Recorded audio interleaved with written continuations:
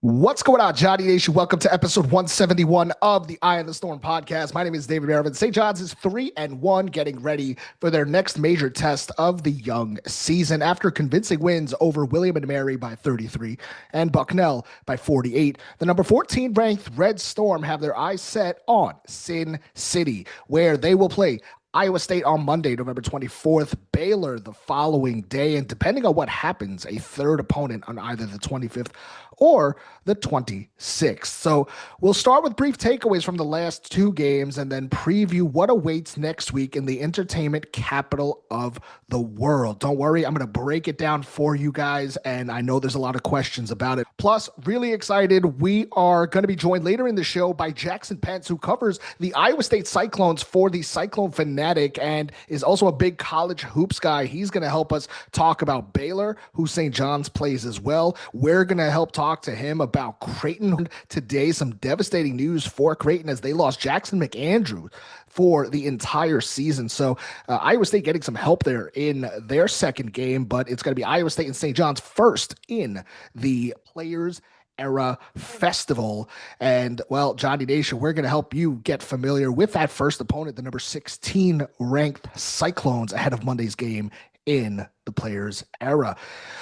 Listen, guys, it was a painful first half, and we're not going to spend too much time. But William and Mary, it was a rough start, man. A team that St. John's had a week to prepare for. We got some interesting quotes that led up to the game from Rick Pitino, who said he needed a week to prepare for them after that Alabama loss. And Johnny's were only up 39-34 at the break. Similarly, on Thursday night against Bucknell, it was a really rough 12 minutes to start the game against Bucknell until St. John's was like, all right, we're done playing with our food.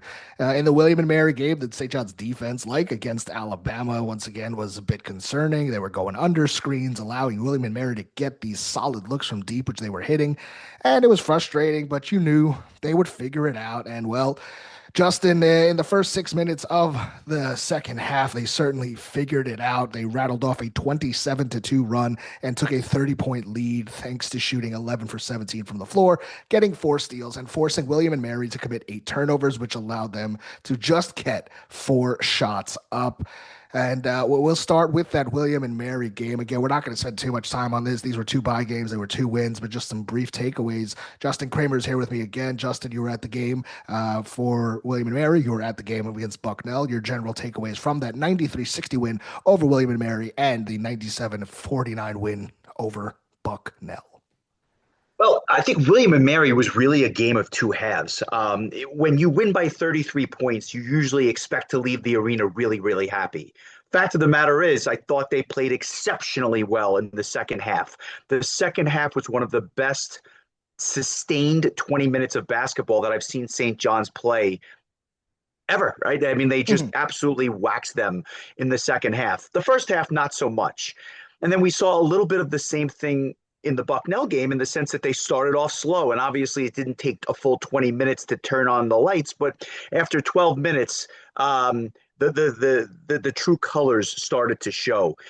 Are we seeing a bit of a repeat of last year where they're a second half team? I just throw that out because I hope not. But at the end of the day, I think if you're looking glass half full, offensive firepower is not an issue for this team. No. I believe it's the first time they've ever scored 90 points to start the season in 4 consecutive games. That is a in very program history. Yes, and that is a very big positive for the program.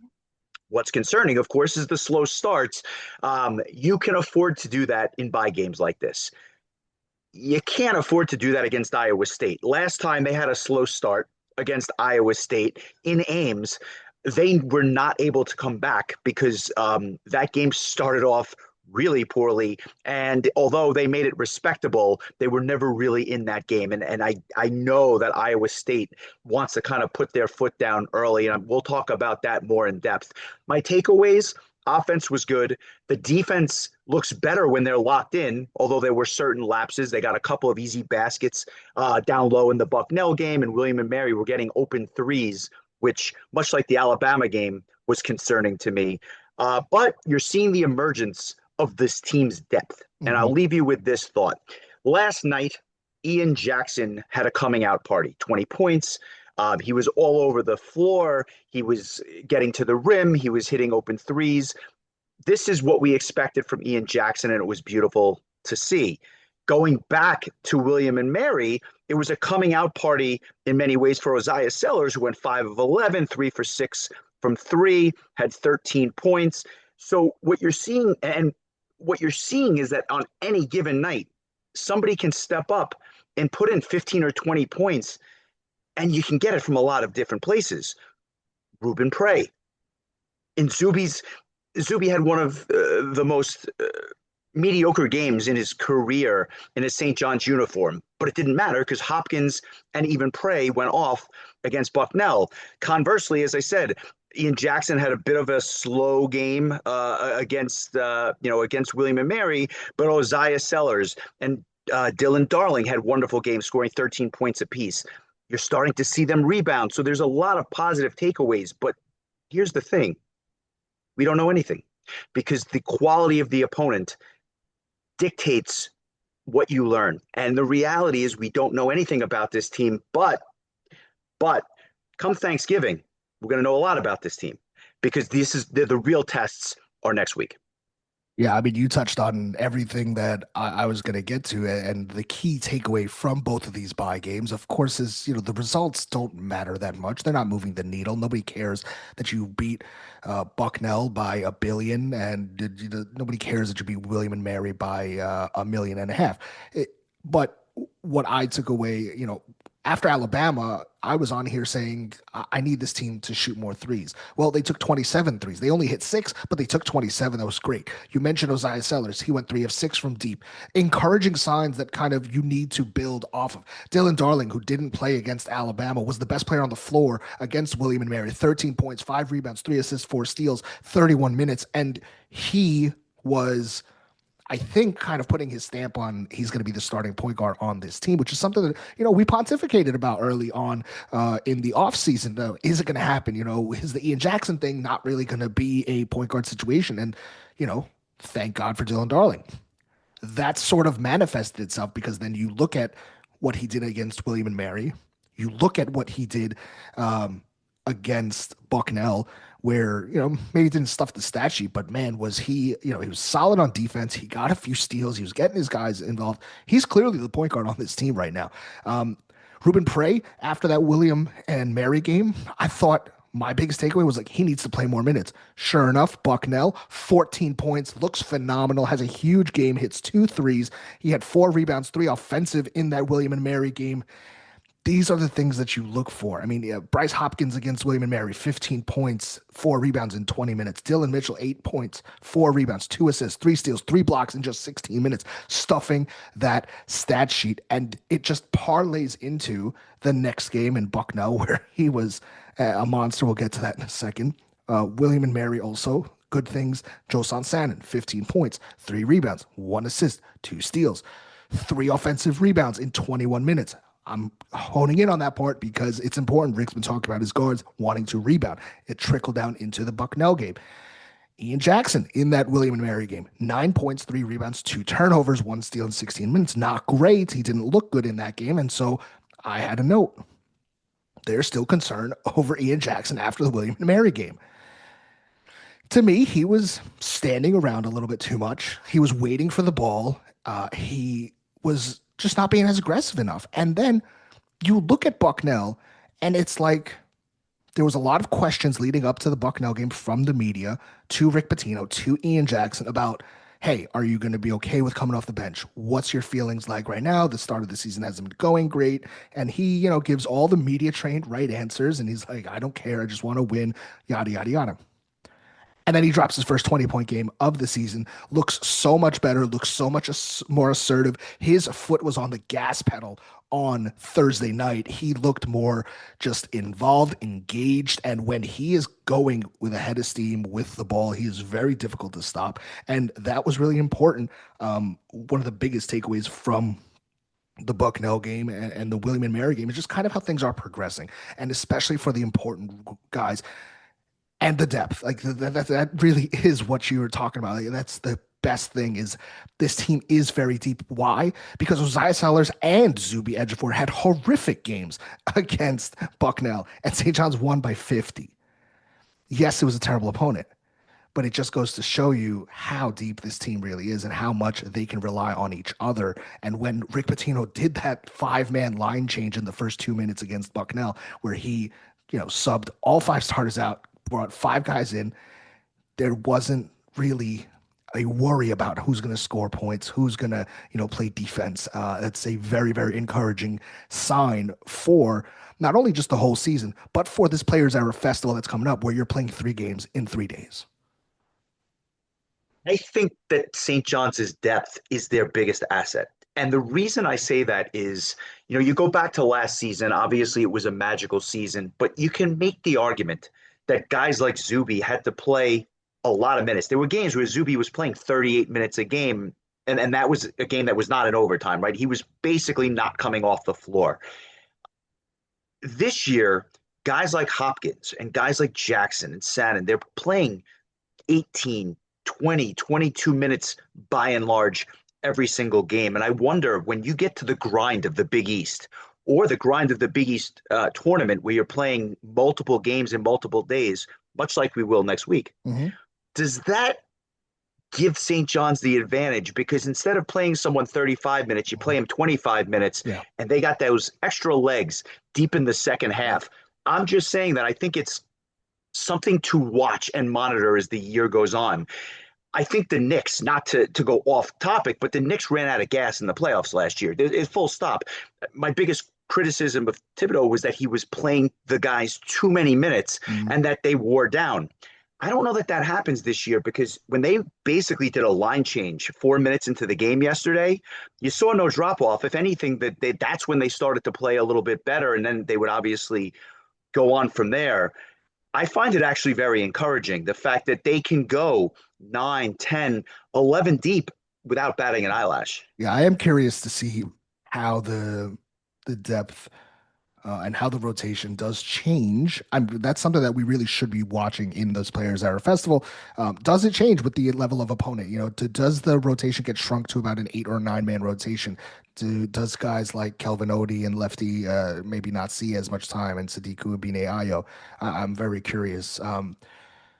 A few more things just before the Bucknell game here. Dylan Mitchell named captain before the Bucknell game. A big deal. Somebody that I think has been a phenomenal addition to this team. Clearly an older guy, and a guy who's been raving about his time here, has said that he wants to be here. He wish came here sooner.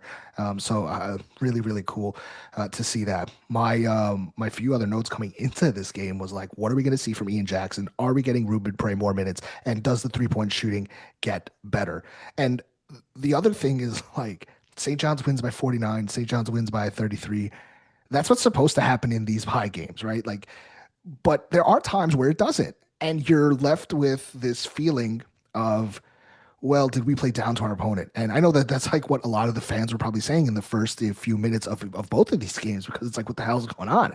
But St. John's showed that, my goodness, they can put their hands around your neck and just step on your head and drown you with these lower level opponents, sure. But we've seen that kind of switch flipped against Alabama as well, so it's there. Now, can you do it against a team like Iowa State? Can you do it against Baylor? Can you do it with whoever's going to be that third game? Can you do it against Kentucky? Can you do it against Ole Miss? Obviously, that's the million-dollar question. It's going to be very important to see, and we're going to, like you said, by Thanksgiving, we will have a very clear definition through 7 games played of what this team really is about. And now they're getting to go on the road and play on a neutral court for the first time.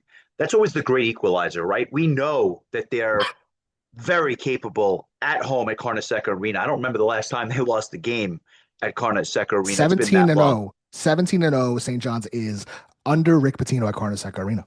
Exactly. And obviously they lost the Alabama game. I having watched Alabama play since then, I don't know that we just caught them on the wrong night. That's a damn good team. Alabama's a damn good team. But you know something? If one of those 3 guards doesn't go off, we may be having a different conversation. If Dylan Darling plays for St. John's, we may be having a different conversation. Which is funny because you bring that up because Rick Pitino before the Bucknell game actually said, he's like, listen, I didn't want to make excuses and say that, oh, if we had Dylan, we would have won the game, which I understand. But clearly we've seen the impact of Dylan Darling. So does he impact the game enough to win? I don't know. Maybe not, because I don't think that he could have stifled those guards, but maybe. Yeah. We don't know. But what we will find out is that with a healthy St. John's team, the measuring stick, the barometer is going to be set after this week. Iowa State is a scary basketball team, and we'll go in depth as to why and what could happen in that game. But Iowa State is big. Iowa State has experience. They're tough. They defend. I mean, they do a lot of things well, except this year they're actually scoring the basketball as well, which is just frightening. Baylor, again, we don't know what we're going to get. They're probably not the Baylor of last year, but again, you're talking about a team that did reload, and I'm sorry, it's still a big-time Power 5 game. And then we don't know what day 3 holds, but there's an opportunity here to come home with 2, if not all 3 wins. And if you win 2 or 3 games, you're getting some quality wins under your belt on a neutral court. A few more things about the Bucknell performance as St. John's gets ready for Las Vegas. The bench depth that Justin brought up and that we're hammering home here, it's something that really St. John's fans should feel great because the starting lineup was changed and you had Dylan Mitchell, Ian Jackson, and Ruben Prey all come off the bench. The 3 of them went 15 for 27 from the field, only 1 turnover and 17 rebounds against Bucknell. Yes, it was Bucknell. Listen, Bucknell might be one of the worst teams we've seen at Carnesec Arena in a really long time. That is not a great team. But again, you gotta perform. And you want to see these kinds of performances going into the biggest games of your season because you need these players to have confidence. Ruben Prey wasn't playing that much. Ian Jackson was obviously struggling and wasn't getting there as much. Dylan Mitchell had an okay game against William and Mary and did not have a good game against Alabama. So this is really important to see. A few more things, Justin. I don't know if you noticed, but St. John's really deployed a effective press for the first time this season. I thought that was really encouraging to see. Again, it's Bucknell, but again, we saw, I guess, maybe a little bit of practice. Do we see that in Las Vegas? I think it's going to be important. Obviously, we know that Rick Pitino is known for that press. We saw it a bunch last season. We really didn't see it so far through 4 games here in New York and all that, and now we did see it, so that was really encouraging. I loved what I saw from Ruben Prey. Obviously, Ian Jackson, huge. It would take a second here to talk about 20 points, 6 of 13 from the floor, 2 of 7 from deep, 4 rebounds, 3 assists in 21 minutes. Huge. Bryce Hopkins, 20 points. Here's the big key: 3 of 4 from deep. He's shooting that 3. That's going to be super important for the rest of the season. Rick Pitino said that he needs that from him, so that is great. It's going to help space that floor and just give him more confidence. Man, did he look like old Bryce Hopkins, phenomenal. Dylan Mitchell, 10 points, 11 rebounds, 5 offensive, 3 blocks, 4 steals in just 20 minutes, and a soaring dunk on a crossover that is going to be played in highlight reels for the rest of his life and St. John's life. I mean, simply incredible. Ruben Prey, 14 points, 2 of 3 from deep, 2 rebounds, 2 assists, 1 block, 3 steals. Lefty, given some good minutes, finally coming off the bench, 7 points, 1 of 2 from deep. And Dylan Darling just kind of stuffing the stat sheet, 2 points, 3 rebounds, 5 assists, 1 block, 1 steal. Justin, quick thoughts on Ian, Bryce, Dylan, and Ruben. Anybody else that you want to touch on from Bucknell as we get ready for Vegas? Simply put, I think that when the starters came out yesterday, and to Rick Pitino's point, it doesn't matter who starts. You want to see who is on the floor at the end of the game against a good team. But there's no let up, right? I mean, Ian Jackson and Mitchell were phenomenal off the bench, and Hopkins looked like the Hopkins that I remember at Providence that gave me nightmares watching him play, which was a beautiful thing to see. They played hard.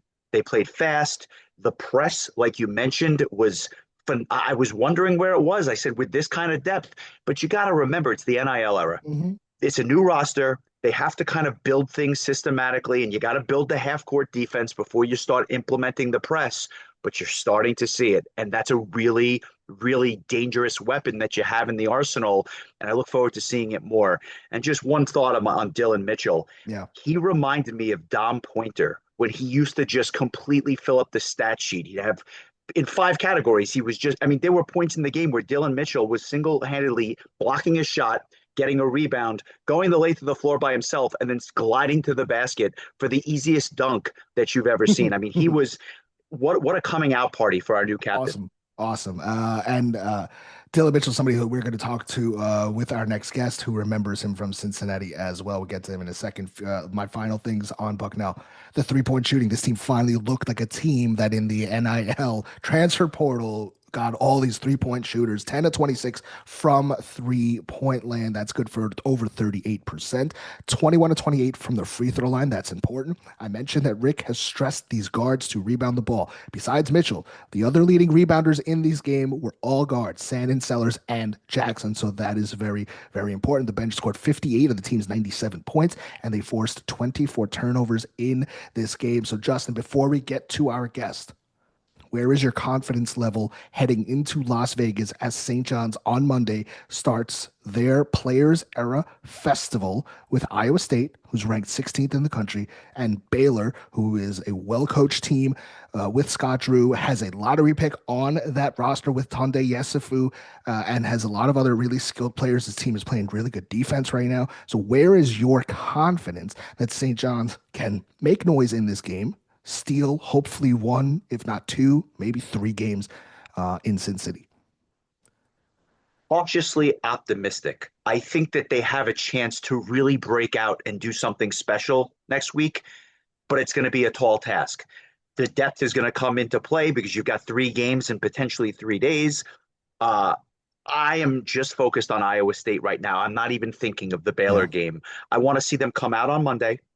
I want to see them exert their pressure and their dominance on a very, very good Iowa State team.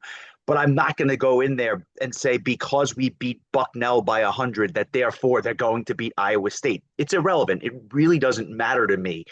I just want to see, I want the ball to be rolled out and I want them to play like it's the last game they're going to play on a college floor. And then we'll see what happens. Yeah, listen, you and I on the preview show said that Alabama game would be a win, and we both chalked up Iowa State to being a loss. Now, with Alabama being a loss and Iowa State coming up, I think there's a different sense of urgency for this game, and I'm encouraged with how St. John's is playing leading up to this game with these last two, yes, bye games, but you wanted to see certain things, and I'm very, very encouraged. Specifically, that starts with Ian Jackson. I needed to see that. I think he needed that. He might say all the right things, but he wanted to play like that and just get that monkey off his back, and I think it's really, really important. So, without further ado, let's switch gears. Let's go to Las Vegas. I am going to Las Vegas. I'll be flying there on Saturday. I will see all of you there. I'm very excited, but let's preview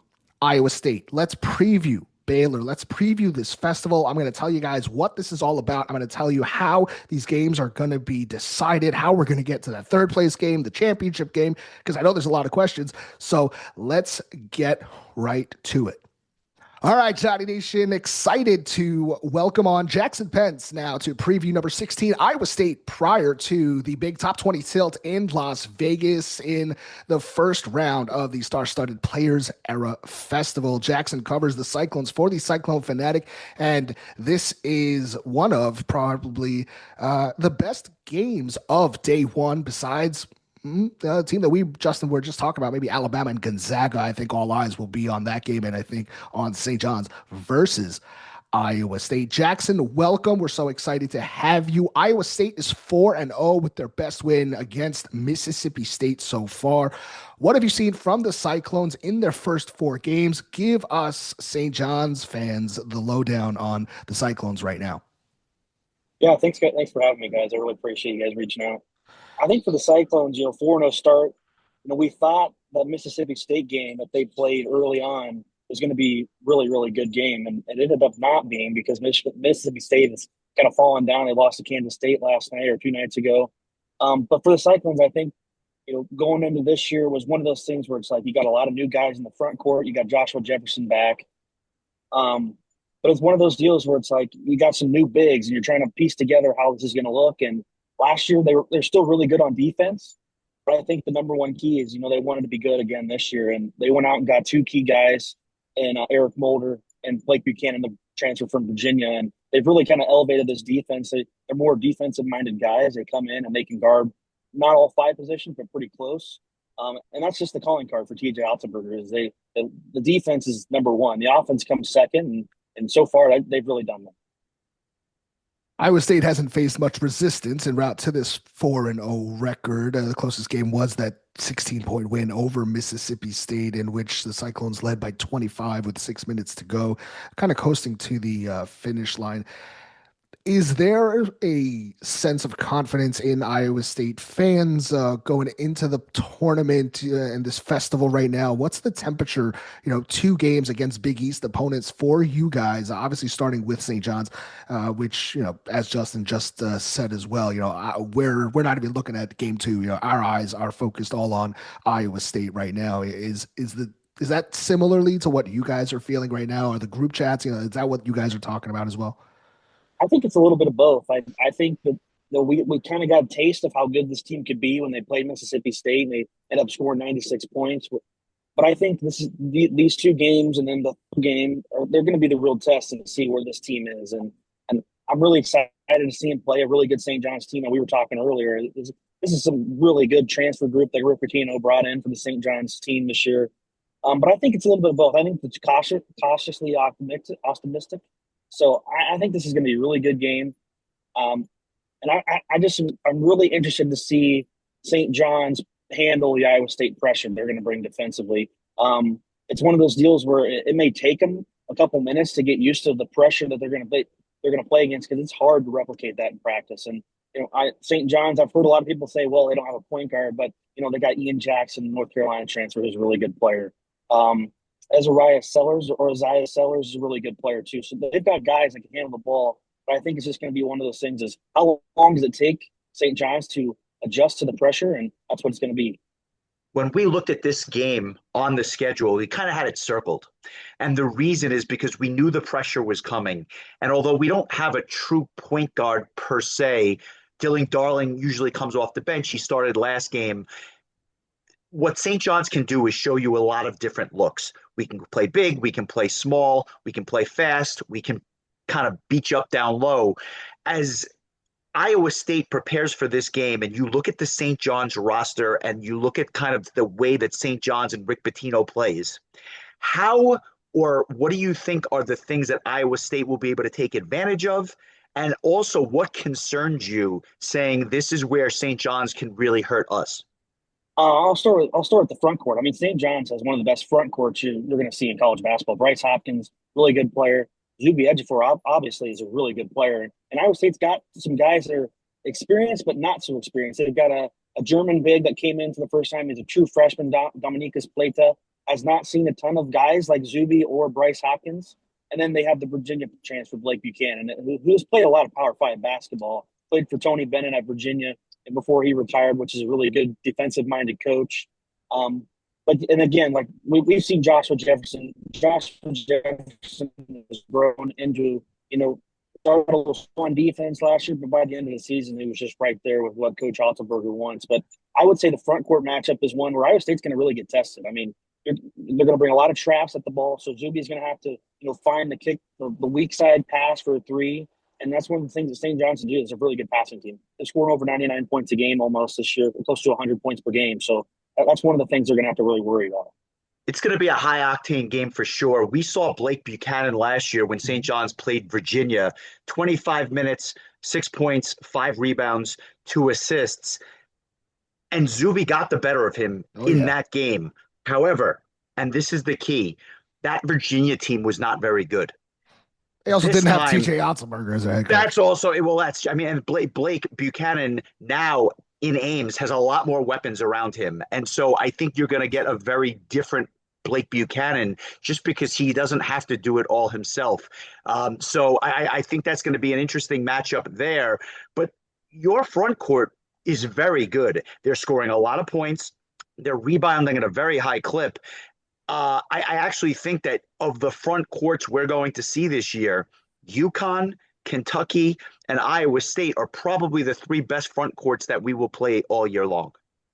Yeah, I mean, Blake Buchanan coming into the season, it was kind of a wild card. I was like, we knew he was going to be a good defensive player, but what were we going to get offensively? And through 4 games, he's probably one of Iowa State's better passers. And that's kind of weird to say is when he gets the ball at the top of the key, he can find the cutters, Taman Lipsey, Joshua Jefferson. He can find those guys off the screens. And so far, he's been terrific passing the ball, which has been a really nice surprise. Something that I've been saying a lot this year is there's a change in mindset for St. John's as a program, as a fan base, in the sense that after last year, the success that they had winning the Big East Conference, winning the Big East tournament, they are now a circled game for opponents. And, historically over the last 25 years, that just simply hasn't been the case. The franchise hasn't been all that spectacular. And now, for us, we had Iowa State circled, but I know Iowa State had St. John's circled. My concern or my question for you guys is like, I talk about this slow start for Iowa State in regards to opponents so far. Like, is Iowa State ready for St. John's? For us, we're obviously concerned about Iowa State. I'm concerned about the defense that they're going to see. I'm concerned about TJ Otzelberger's style that is always present in his team. Taman Lipsey is one of, if not the best point guard in the country. That's going to be tough. You mentioned Joshua Jefferson. Milan Momcilovic is phenomenal as well. And there's plenty of other guys. Jamarian Bateman is somebody who I have my eyes on as somebody that I know can pop off if possible. So, like, is Iowa State ready for what St. John's can bring to the table? You mentioned this team is scoring a lot of points. So is Iowa State. But the one thing is that St. John's did play an Alabama team to get ready for the type of competition that is about to be seen in Las Vegas. They did play Michigan in an exhibition game as well. So I'm just curious your thoughts on where Iowa State is readiness-wise for Las Vegas, specifically for St. John's. You mentioned it, man. You guys played Alabama. We saw how good Alabama can be a really good Illinois team. We thought Iowa State would have one of these games kind of under their belt when they were going into Vegas, but Mississippi State just isn't turning out to who we thought they were going to be. But I think Iowa State's guards are really what's going to help them in this game. I mean, you have Taman Lipsey, like you said, who's going to be playing for a first-team All-Big 12, first-team All-American type honor this year. You have guys like Milan Momcilovic, who's starting to come on recently with the three-point shooting. Yeah. Some guy I haven't mentioned yet is true freshman point guard from France, Killian Torre. It's really hard to come into the Big 12 right away and start, and that's just what Killian Torre has done. He's got a Big 12 body as a true freshman, which is really hard to do, and he's come in 4 games has just been Iowa State's lockdown defender. And one of the things I think teams forget about is Taman Lipsey has had that in the past, and he's been the number one guy on defense. Iowa State's taken number one player away, but right now Killian Torre just goes in. He guarded Josh Hubbard from Mississippi State, who's averaging close to 20 points per game. Still scored a lot, but Killian Torre can come in and take a little bit of pressure on Taman Lipsey. Taman's not been for most of this. He's always played through. Really kept Taman fresh, and you can see it. Taman's averaging almost 20 points per game up in play. Iowa State's guards are going to be very ready to play this game, especially Taman and Torre up front. Yeah, this Iowa State team scoring 95.5 points per game right now, only giving up 62.3, which is obviously what their calling card is. They are averaging over 35 made field goals per game, which is 3rd in the country. And they're also 3rd in the country in 2-point field goal percentage. So it's going to be interesting, this battle down low. Justin, we've often talked about how the depth of St. John's front court with Prey, with Zuby, with Hopkins, with Mitchell, and now you're going to go up against a team that loves to score inside the 3-point arc. Going to be really a kind of battle of who can move each other better in that low block, who can be more physical. That's something that Rick Pitino has been talking about a lot this offseason, specifically the last 2 weeks, is like he wants these bigs to start hitting people. He wants to, these guys to lower some shoulders, get that behind into somebody and move them off the block. I think they're going to be in for quite the test. And, we just talked about how Zuby had one of the worst games of his St. John's career on Thursday night. I have a feeling that he's going to want to make sure that he erases that effort right off that scoreboard and really shows out in Las Vegas. Someplace, which let me know, someplace in the summers, the place where Zuby Ejiofor trains is Las Vegas, so he is familiar with that those courts. He is familiar with that atmosphere. So look for the entire Garland, Texas committee coming over to Las Vegas to be cheering on their number 24. I expect a big performance from Zuby Ejiofor on Monday. I expect a bounce back performance as well. The reason Iowa State scares me is because they can beat you three different ways. They can beat you inside. They can shoot 35, almost 36% from three. That's concerning because we didn't guard the three well against Alabama. We didn't guard the three well against William and Mary, right? So that's a concern. And if for whatever reason they're not hitting shots and not able to get the ball down low, they can turn you over and get easy buckets in transition. So there's many ways that this team can beat you. And Jackson, you said it, their calling card is their defense. My question for you is how established is the press at this point? And I bring it up because we were talking earlier about the St. John's press, the heralded Rick Pitino press. We finally saw a glimpse of it last night, game number 4. Where is Iowa State's press in comparison to where it usually is, which is at the top of the country? Yeah, I mean, I think Iowa State, they don't do a whole lot of pressing in the middle of the game, but like I talked about, Killian Torrey is picking up guys 90 feet from the basket. So he's working off 10 seconds of the shot clock before guys even cross half court, which makes teams kind of have to hurry at what they want to run on offense. So I'm really excited to see, the matchup. I'm assuming Killian's going to get Ian Jackson or Dylan Darling as the matchup there. But again, I think another thing is Joshua Jefferson is another guy that can guard probably 1 through 4. And I'm just looking at the matchup with Bryce Hopkins. That's probably going to be one of the better matchups that you can watch in that game. Both those guys are very similar in how they play. But I think Iowa State's, they can put the pressure on, and when they do, they're relentless. They don't stop. And I think St. John,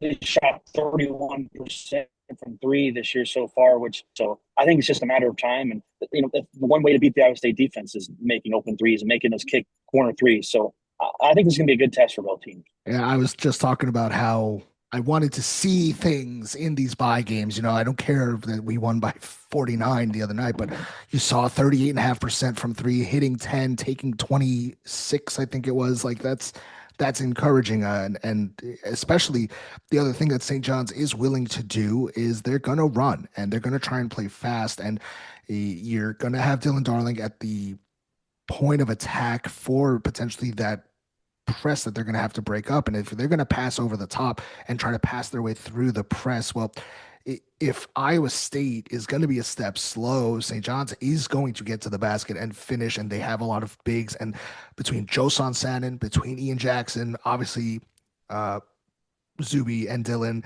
and Hopkins, Ruben Prey, guys that can finish around the rim and aren't afraid of contact either. So it's just a really interesting style game. I think it's one that's going to answer a lot of questions specifically for St. John's when we're done with it.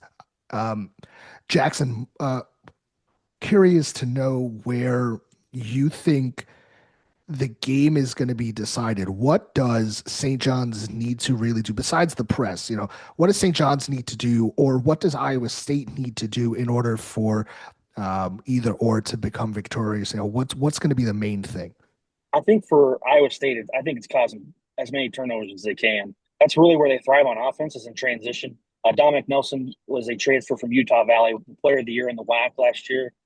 Is really great in transition and getting to the rim and finishing. That's where Iowa State just makes their money. They're an okay half-court team, but if they can get out in transition with the turnovers and steals, it's just really hard to stop them. And I think for St. John's, the big advantage I think they have is just in the paint.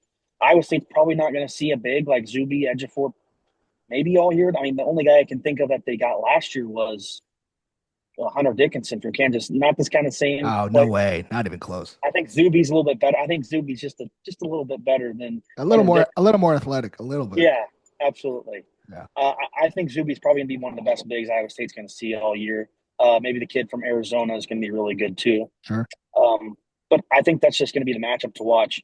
I think Iowa State may be in some foul trouble. They do the bigs foul a lot. When they bring the double from the baseline, that usually turns into fouls a lot. So I think Iowa State's going to have to stay out of foul trouble, create as many turnovers as possible if they want to win this game.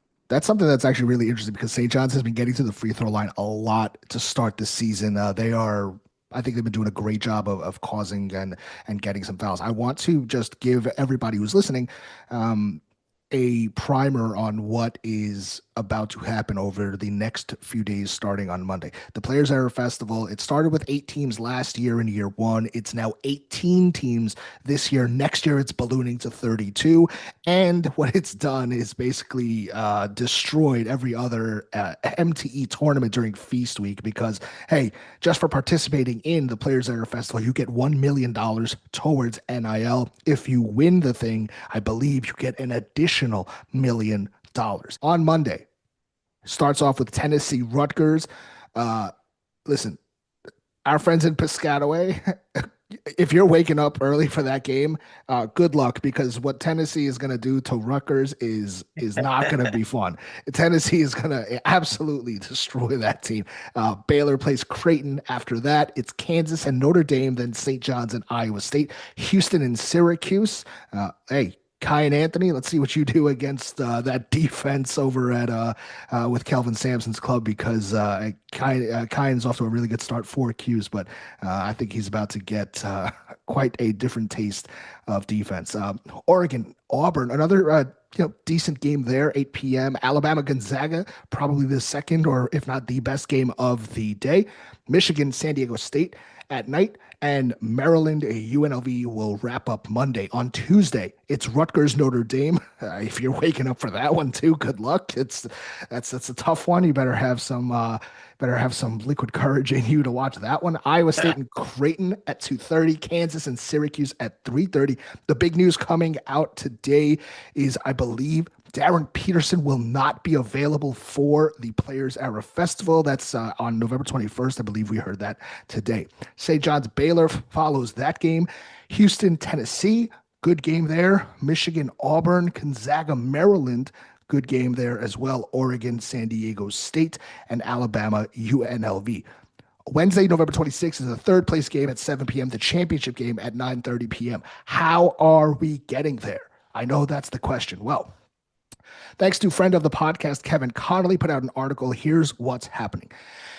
The 18-team field is split into 2 pods. The 10 teams playing at the MGM Garden Grand Arena and the 8 teams playing at the Michelob Ultra Arena. Each program has 2 games that are predetermined, which I just rattled off, and the third game is going to be determined based on what happens. Here's where it gets a little tricky. The team that finishes in first place in each pod will play each other in the overall Players Era Championship game, and that team that finishes second in each pod will play in the third place game. After that, the team that finishes third place in the Michelob Ultra Arena pod will play the team that finishes in the fourth place game in that pod. Fifth will play sixth, and so on. The same is in the MGM Garden Arena pod. The team that finishes third will play the team that finishes fourth. Point differential matters in this festival, so you do want to win and win convincingly. We'll see if we get a little bit more clarity, but that's the best I can do for you guys. Jackson, that second game for Iowa State is against Creighton. For St. John's, it's Baylor. I know you've got experience watching a lot of Baylor. These Baylor Bears are completely brand new for Scott Drew this year. They are headlined by Tunde Yesufu, a lottery pick in next year's NBA draft, a phenomenal player. And they also have some really high quality guys. Dan Skillings, a transfer from Cincinnati, has been playing really well. And Cameron Carr, a transfer from Tennessee, has really been lighting it up for them. Baylor is 3-0. They got wins over UT, Rio Grande, Washington, and Tarleton State. But they are going to be a little bit potentially rusty coming into this game. Their last game was on November 14th, and they're going to be playing on Monday the 24th, so 10 days off for Baylor. Jackson, you're obviously a Big 12 guy. What can you tell St. John's fans about Baylor? Yeah, you hit it right there. Really new team this year. And Yesufu is going to be a lottery pick. Really good player. Can do all 3 aspects of the game. He's a great shooter, can get to the rim, and he's a great defender too. So that'll be the number one key for St. John's is stopping him. But you mentioned it. Cameron Carter is one of the most athletic guys you're going to see on the court at all times. He wants to rise up and dunk on anyone in transition. Also, a really good 3-point shooter as well. So Baylor's got some guys. I think they're a middle of the pack Big 12 team. I mean, we have the top half of Arizona, Houston, obviously, Iowa State. I think BYU, we showed how they were really good today. The top half, I think Baylor is just in that second tier Okay. behind everybody else. But I think Baylor's still really good. I think they're a tournament team. Okay. I just think it may take them a little bit longer. A lot of new guys. Dan Skillings was a good player at Cincinnati last year, played with Dylan Mitchell. Just a kind of an all around good team, but I think they're just a tier below where everybody else in the Big 12 is.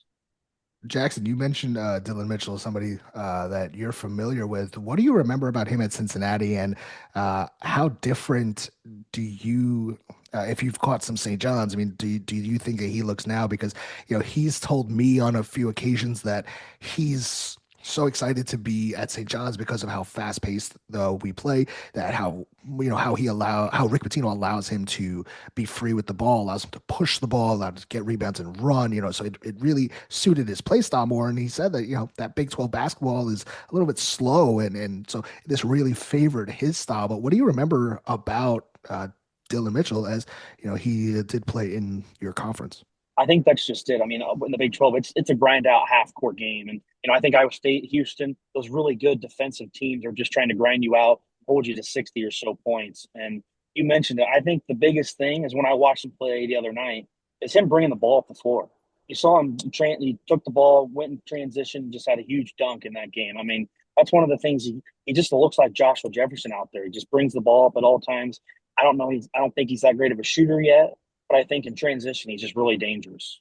Iowa State has Creighton in their second game. Big news today. Creighton announced that Jackson McAndrew, one of their best players, is out for the rest of the season with a foot injury. It's a pretty bad blow to them. A team that's solid and a team that most of us thought would be the third place team in the Big East. Now, we're going to continue with the narrative that this Big East conference is going to potentially struggle to get more than 3 or 4 teams into the NCAA tournament. A team that is, I think, still looking for their identity. This team forever has been led by defense. When you have Ryan Kalkbrenner, it changes everything. When you have a Ashworth, when you have, guys like that, it really shapes who you are. And right now, I think Creighton is looking for answers. And man, losing a kid like Jackson, who is a big bucket getter, was somebody that a lot of people had on breakout lists, and that's a big one for them. What are you guys? How are you guys feeling about the Creighton game, and what's being said about that? Well, I hope it goes a little bit better than the exhibition did.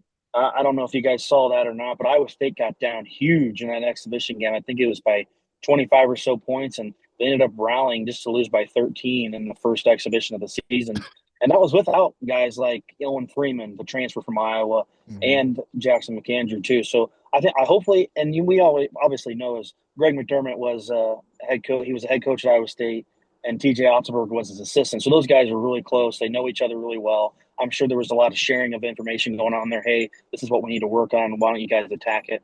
But I think this is going to be a good. I mean, this is a good game too. I mean, you talked about the Big East is, they've got the top tier teams who are really, really good, and then there's some guys down below, maybe the Creightons. Butler had a big win today. Good for Butler. Georgetown. Those kinds of teams is they're quad win games, and when you come to Selection Sunday, you really need those quad one wins because they can be the difference between a 1 and a 2 seed or a 3 seed too. Jackson, Justin, I know that, this is a pretty important week. Got Thanksgiving, but this kind of feels like a little March Madness. You got so many games, you got so many high-end teams, and well, Justin, I know you're not coming to Las Vegas, but like, do you need a doctor's note this week to stay home and to catch these games? I think you're going to see college basketball played with intensity like you've probably not seen in the past, just because there's so much riding on it, not just in terms of potential seeding in March and getting some big wins in November, but when you have $1 million, possibly $2 million riding on the line, that is a very big motivator, especially for kids. And I know it's the NIL era. I know that they're getting paid a lot of money to play, but that's a lot of money for a 19 or a 21-year-old kid. And so there's just that little extra motivation to kind of come out there and maybe just play that much harder on every possession. My question is, both of these teams are scoring in the high 90s, which I don't know that I would have expected from either one of these coaches because they they preach defense. Do you see this being a game where both teams score 85 points, or do you think that both teams play down because of the emphasis on the defense and that you get a game in the low 70s? I think it kind of just depends on what the game flow is. And I was going to ask you guys, one of my questions is, the St. John defense has been a little slow to start the season. They gave up 100 some to Alabama, who obviously is a really good team. I mean, they're one of the best teams in the country. They've got two huge wins. But the defense, I think, for Rick Pitino's squad is maybe not to where it usually is, and not where I think it's going to be. When Big East play starts.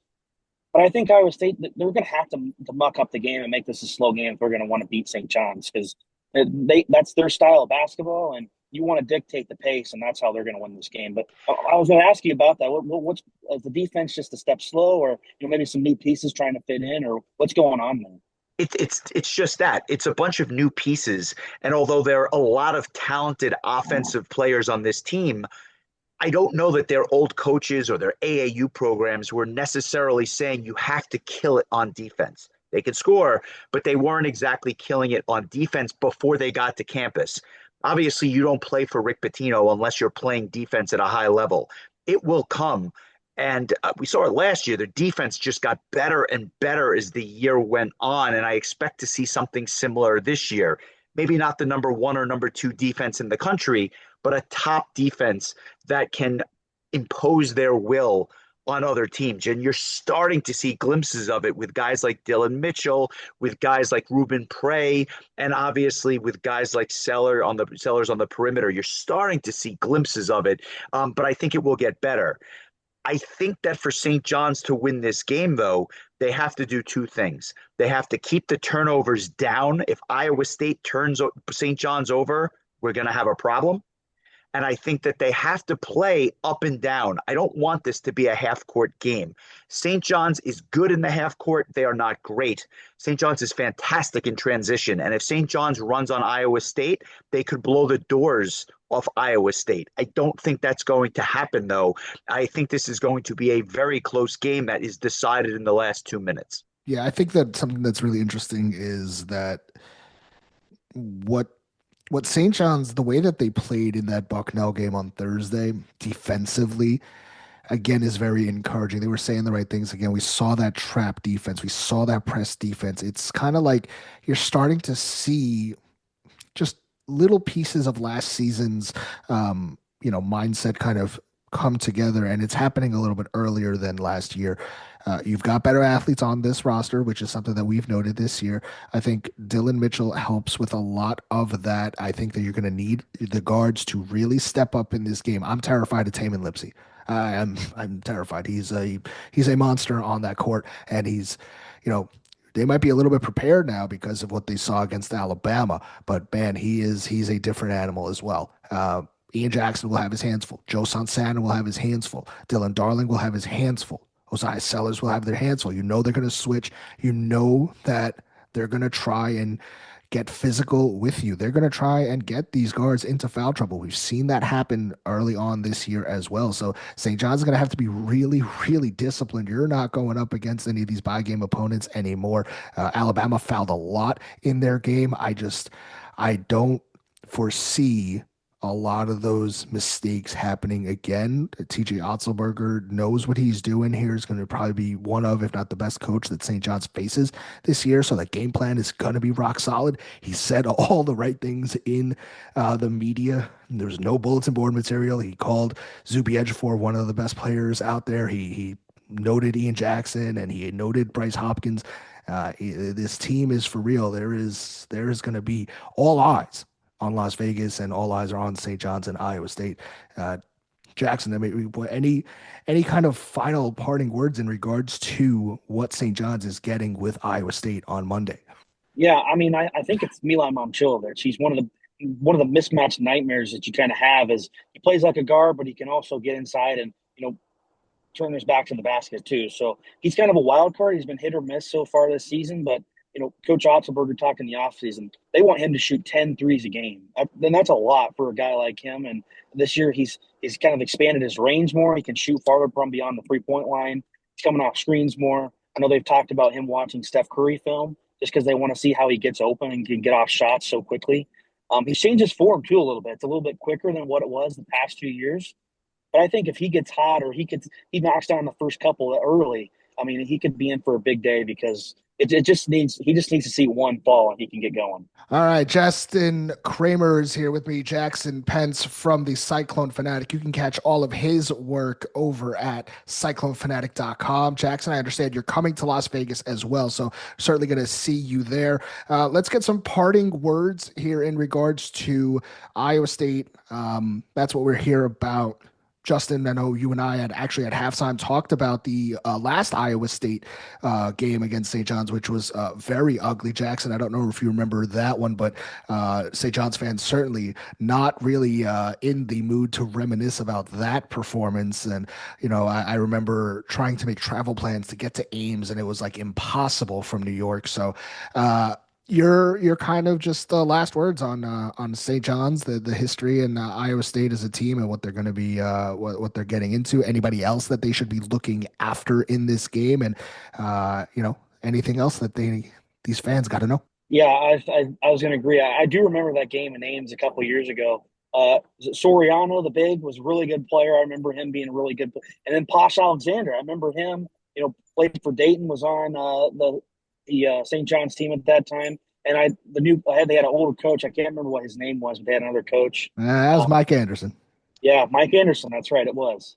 But yeah, I'm really excited to see this matchup. I'm excited to see how many St. John fans make the trip out there to Las Vegas. There's a good amount of us coming. Yeah, the Cyclones will have a huge crowd out there. A lot of the Denver area alumni will be out there. So there will be a lot of Cyclone fans out there. And I look forward to seeing all the St. John's and interact with you out there. So that'll be cool. Justin, I know you. I think you were about to reminisce a little bit there. Yeah, I would rather not. That was a really depressing game. Towards the end of the Mike Anderson era, I have vivid memories of the team getting off the bus but not realizing the clock had started, and the game tipped off. And before you knew it, 5 minutes into the game was over. That cannot happen next week. St. John's does not have the luxury of giving Iowa State a 10 or a 12-point cushion early on because they will not come back from that. And I say that out of the utmost deference to a very good Iowa State team. However, I still have that bitter taste of Alabama in my mouth. So what I see is an opportunity to kind of put that game behind you, an opportunity to get a quad 1A win on a neutral court, an opportunity to kind of put St. John's back on the map early on in the season and kind of remind everyone why they were a top 6 team to start this season. So opportunity knocks. They just have to kind of grab the bull by the horns and make sure they don't turn the ball over. Jackson, before you get out of here, I'm putting you on the spot. St. John's, Iowa State, 4:30 p.m., True TV. Who's winning that game? Man, I think it's going to be a great game.